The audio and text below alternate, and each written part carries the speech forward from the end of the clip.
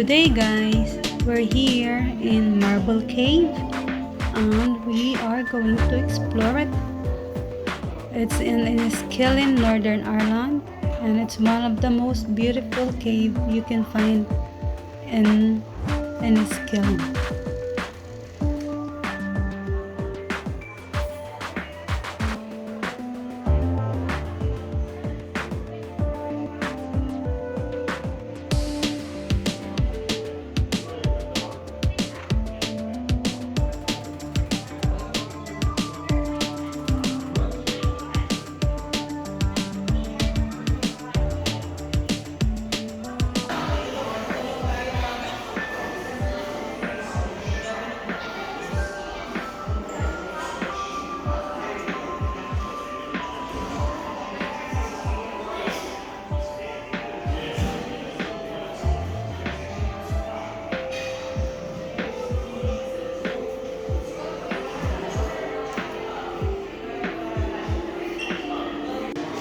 And this is the two men who discovered the cave.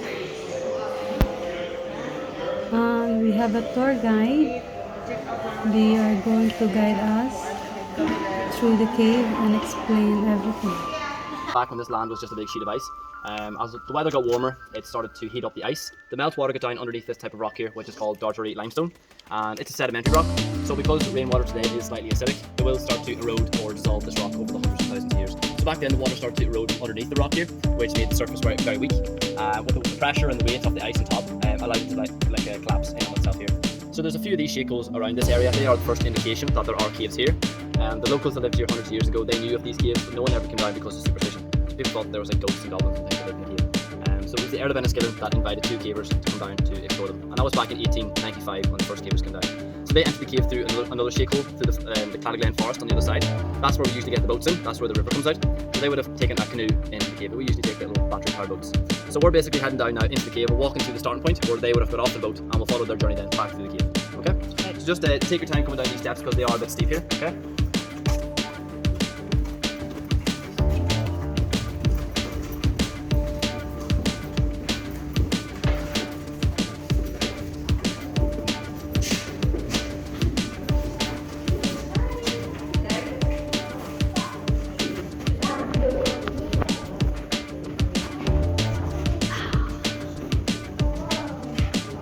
Alright, so you're going to hold on down just so everyone can get down that step there. Thank you.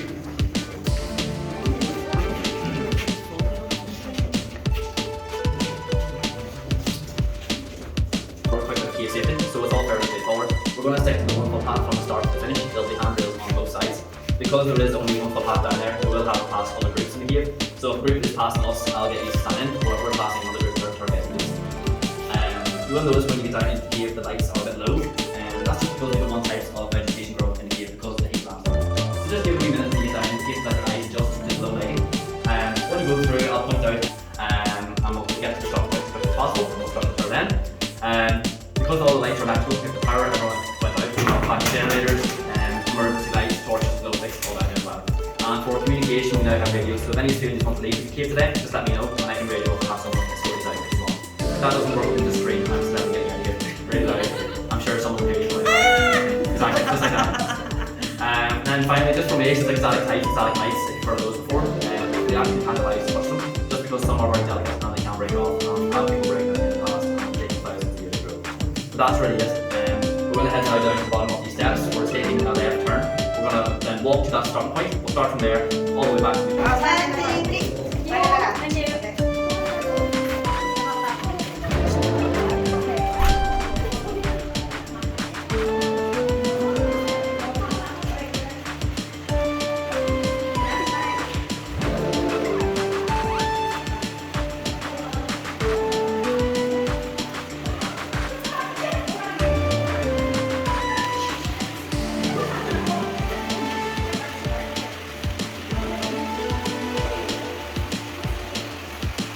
So guys, we're inside the Marble Cave and we're going to explore it.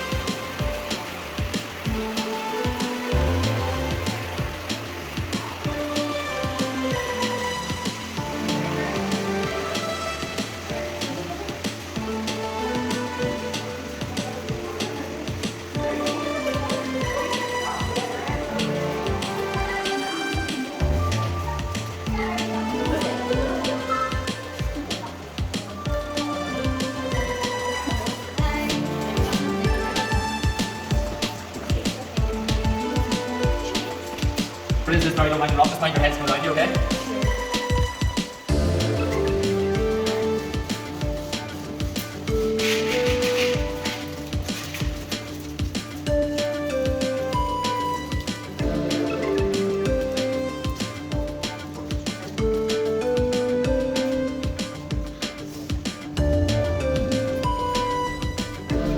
Head to the rock on the left here, okay?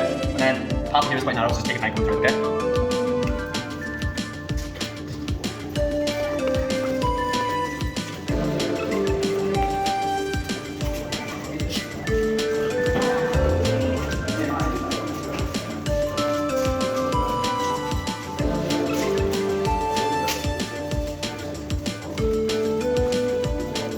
So we'll get these heavy steps here into the front or back row.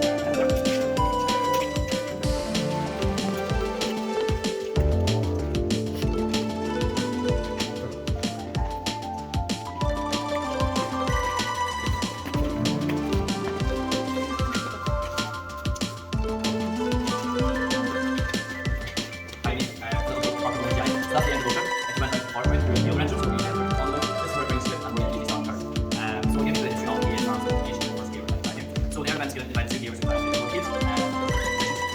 So the first gear is Eagle, and he's French, and he was a scientist. His partner was from Dublin, and his name was Atlantis. So he was a naturalist, and he mainly studied species of bats and types of vegetation. So they had what's known as a sheeple on the other side, and that's when the road goes out. So they had very limited equipment in 1895. They only had a little canoe, mining gear, some candles, and some easy flares. So they lowered their canoe into that Cladagh River, and they paddled all the way into the cave. It takes maybe 4 or 5 minutes on our boat there to get here. They would have got to this point, they would let their canoe on the sandbank on, and then climb up to this point where you should have today. So once they got up here, they lifted their magnesium flares, and that did up this entire chamber. The first thing they discovered were these here on the cave roof. So these are stalactites. And stalactites and the other formation in the cave were all made of white mineral called calcite. The chemical name of calcite is calcium carbonate, so it's going to be more saturated with calcium picked up in this type of rock. So the water required that to fracture up, fracture just in the rock above, and eventually drops the water beneath the wall of the cave. Every drop leaves behind or deposits a tiny trace of that calcite. So these will grow at a rate of 1 centimetre every 1,000 years, or 1 millimetre every 100 years. So some of these might only be 10 or 20 centimetres, they can be 10 or 20,000 years. So when you back to the cave, you will start to see bigger and older stalactites down here, and some of these are 100,000 years old, so I'm sure these will back to as well. And then stalagmites are 100,000 years old. The next formation then is this one, so they call these cascades, and that is where a large fluctuation of water and calcite join all these stalactites together. So it's like a big cluster of them.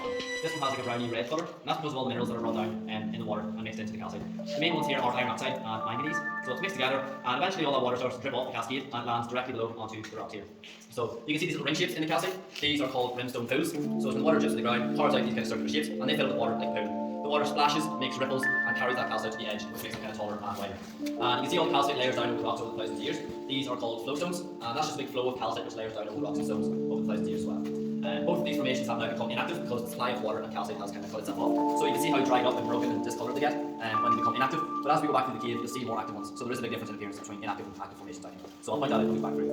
And then the last formation they discovered here was just above your head. What type of vegetable this one looks like? So we call this one the cave cauliflower, and it's given that name because of a nice white colour and because of the way the calcite grows from the cave roof. So these would have started out like normal stalactites, but the bacteria can change the crystal structure, so it can change the way they grow. The bacteria also allows it to crystallise, so that's why it looks very soft and fluffy up there on the cave roof. But that is just as hard as rock up there. The nice white colour is all that calcium in that calcite, so it's nice and pure. Cave roof right here, it's nice and white there.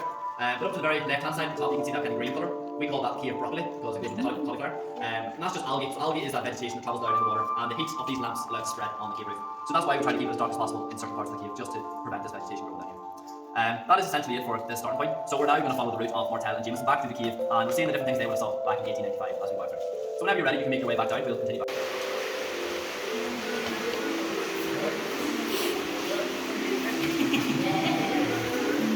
Alright, so here we have another example of a flowstone.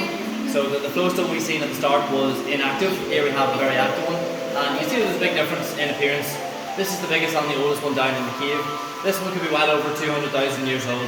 And we've called this one the porridge pot because it looked like someone spilled a pot of porridge over the rocks here. And at the top there you can see another cascade where all those stalactites are joined together. So that and the different parts of the cave roof drip down all this excess calcite, which is layered down over these rocks over the thousands of years. And as this calcite gets lower down to the ground, you can see a lot of it has been damaged. It's well over these handrails. It will start to bring in rocks and stones, and you can see the damage that it does to the formation down here. So all of this will get washed away. That's why you never see as many stalagmites in our cave, because of that river washing them all away thousands of years ago. So we'll see some stalagmites as we go further on into the cave as well. Okay?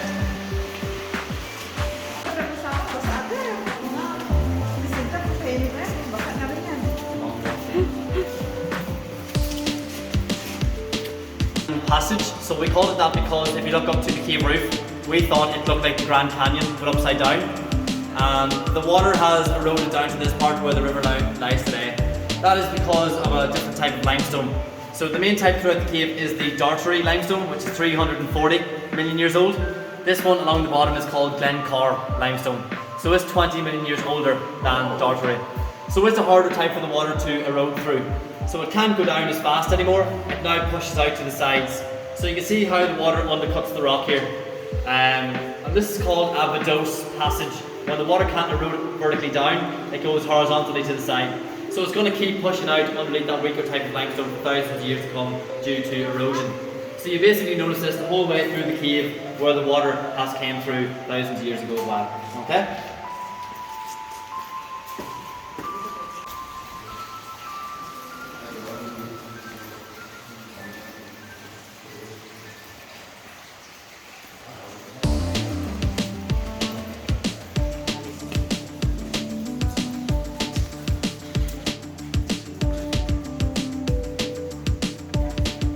Bunch on down here just so everyone can kind of get down and see.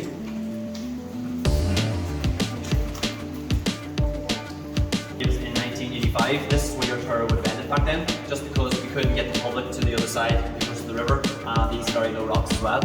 So it was 10 years later in the 90s we brought an engineer up from Dublin, and he had a good idea of putting in this pathway here that goes right down to the middle of the river and gets us to the other side today.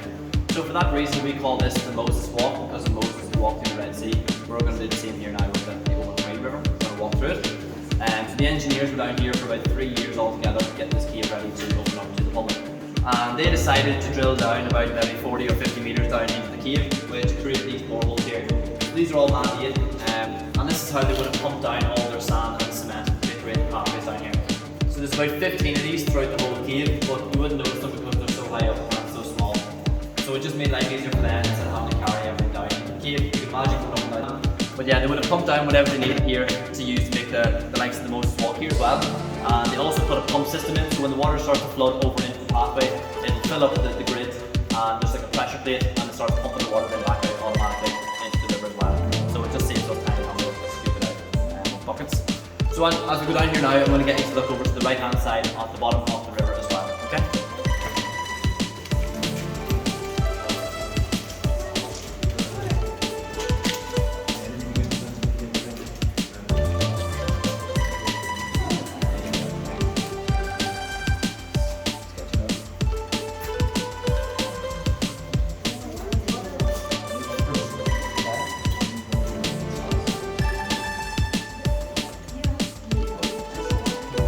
Alright, so over here to the right hand side, we call this the lost city of Atlantis because it looks like an underwater city here. So this is just a reflection of the cave roof. It does look like stalagmites at the bottom, but it's stalactites on the top around here.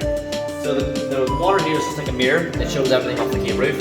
Just because it is very calm and still, and the type of water and the lights shining on the roof allow us to get this really nice crystal clear reflection. So that's why we call it Atlantis, because it looks like an underwater city here. Some people call this one Hogwarts from Harry Potter because it looks like the wee towers and castles and things. But it's a complete fluke that the water stays very calm here. You can see the other side of the river is a bit faster and quicker. But yeah, this stays relatively still. So sometimes you wouldn't even think there is water here. So that's how we get this really good reflection.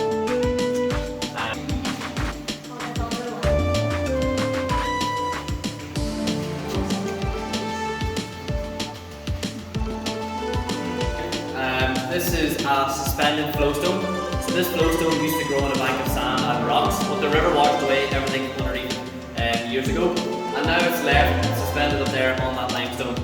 So there's been lots of different names for this one. We've had people call this one like the mushroom, the jellyfish, the lampshade, the hat, the mustache, the elephant's foot, the giant's nose, the UFO, all different sorts. But we call this one the thatch because we thought it looked like a thatch roof of a cottage.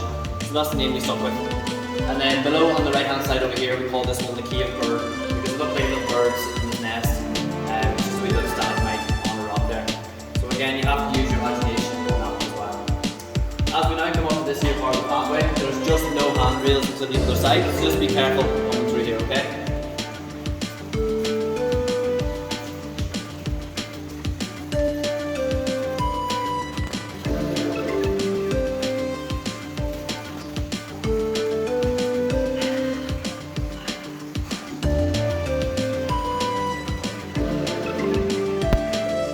don't forget to hit the like and subscribe button for more videos. Bye!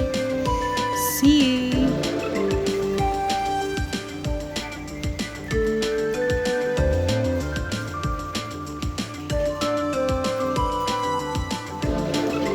So this is the end of the cave.